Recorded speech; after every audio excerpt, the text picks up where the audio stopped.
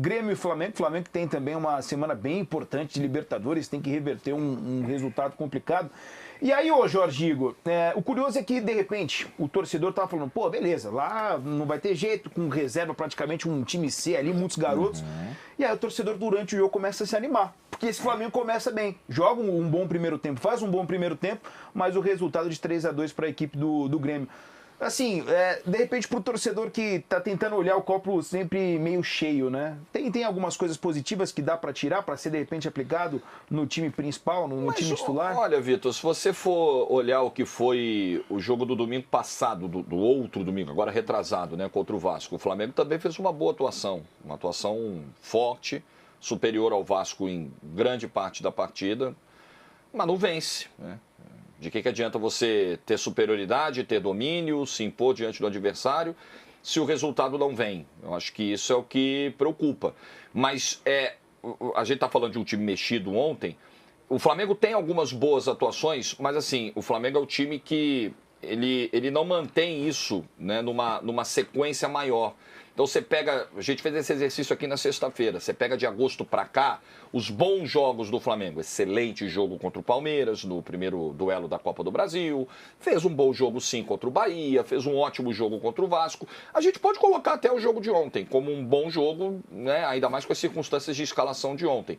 Mas nem sempre os resultados surgiram nesses jogos e isso não se mantém de um jogo para o outro. Então o Flamengo que oscila, né, altos, baixos, acho que todo mundo acaba oscilando na temporada, mas o que pega é que joga bem e não vence, tem sido assim nos últimos 2 jogos do Brasileiro, foi assim, e no jogo que realmente era o mais importante desses últimos 3, jogou muito mal, que foi contra o Peñarol.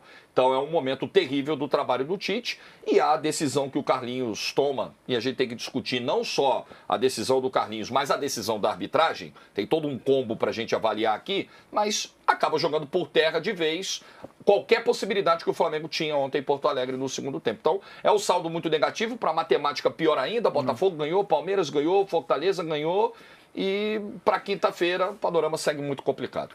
Ô Renatão, e aí o torcedor do Flamengo já estava meio que desiludido com o Campeonato Brasileiro e praticamente a decisão do Tite é de fato de focar na Libertadores. E aí eu te pergunto se o Flamengo já deu adeus ao título brasileiro.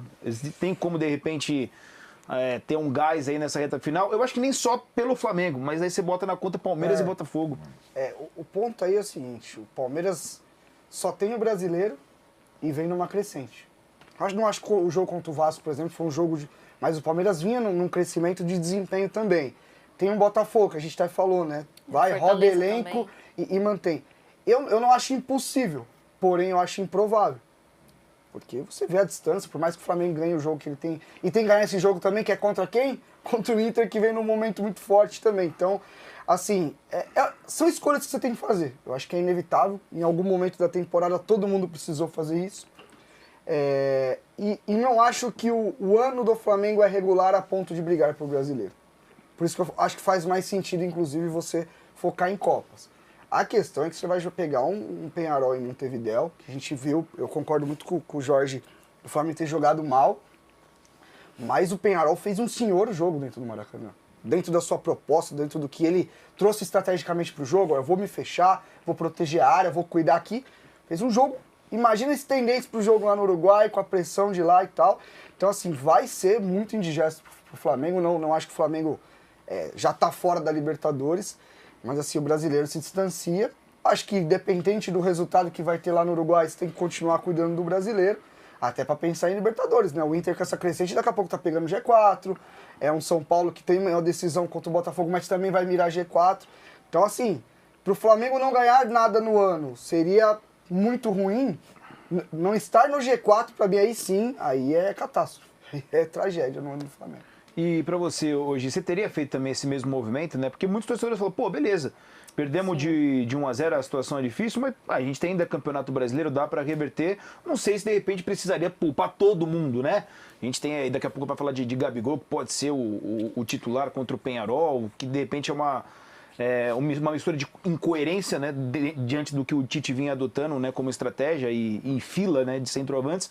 Mas você também teria feito esse mesmo movimento de poupar assim, o time todo para priorizar a Libertadores? Sim, porque eu acredito muito que até por quem vem para baixo, como Cruzeiro, Bahia, São Paulo, como esses times têm oscilado, também deixa o Flamengo nessa situação confortável de poder poupar todo mundo. E como eu acredito também em fase, quando a fase é complicada, ela tende a piorar, para você escolher só um titular, colocar ali, importante ele se lesionar, não é muito difícil, porque é uma fase meio tenebrosa que o Flamengo vive em relação, principalmente também, a lesões.